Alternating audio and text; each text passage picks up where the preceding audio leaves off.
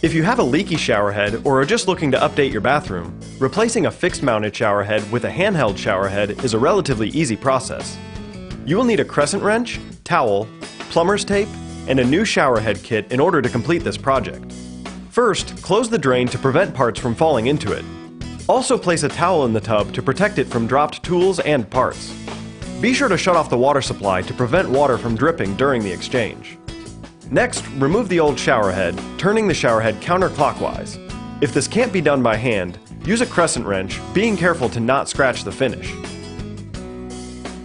Remove the old plumber's tape and make sure the shower arm threads are clean.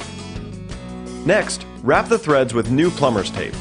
Wrap the tape in a clockwise direction 4 to 6 times around the threads, and then press the tape into the threads. Now it's time to install the new handheld shower head. First, screw the handheld shower mount onto the shower arm and tighten by hand, but be careful to not over-tighten this connection. Connect the flexible shower hose to the mount and to the shower head, following the manufacturer's instructions. Place the handheld shower head into the mount.